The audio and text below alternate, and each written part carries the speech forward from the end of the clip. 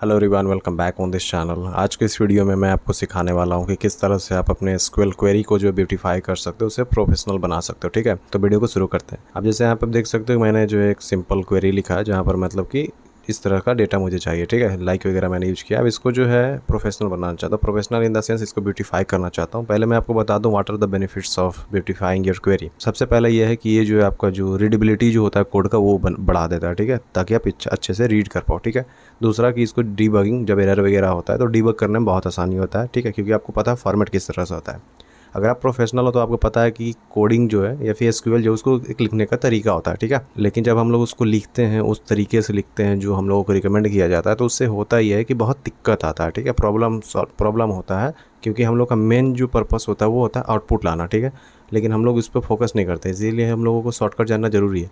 तो इसको क्या करेंगे, जैसे माई एसक्यूएल वर्कबेंच में सिंपली इस तरह से कोड को सिलेक्ट कर लो। कोड को सिलेक्ट करने के बाद आपको यहाँ पर एक इस तरह का एक ब्रश का आइकन दिखाई देगा। उस पर जैसे ही आप प्रेस करोगे, जैसे ही मैंने प्रेस किया, आप देख सकते हो किस तरह से इसने इसको ब्यूटीफाई कर दिया। ठीक है, सिलेक्ट, उसके बाद फिर ये कॉलम नेम था, उसके बाद फिर फ्रॉम, उसके बाद ये जो है टेबल का नेम। ठीक है, उसके बाद फिर वेयर, उसके बाद इसको इस तरह से वेयर के अंदर इसको रखा गया। ठीक है, उसी तरह एक और मैं बड़ा कोड लिख के दिखा दे रहा हूँ। ठीक है, कि उसको किस तरह से रखना चाहिए। अब जैसे कि यहाँ पर आप ये देख लो, सिलेक्ट है, उसका इस तरह से जहाँ पर मैंने दो टेबल को जो ज्वाइन किया। ठीक है, अब इसको जो है मैं ब्यूटीफाई करना चाहता हूँ। तो ये जरूरी नहीं कि आप हर बार जो इस तरह से इसको पूरा सिलेक्ट करके इस ब्रश वाले पे प्रेस करो। इसका एक सिंपली एक कीबोर्ड शॉर्टकट आप जो है उसको याद कर लो, जो कि Ctrl+B।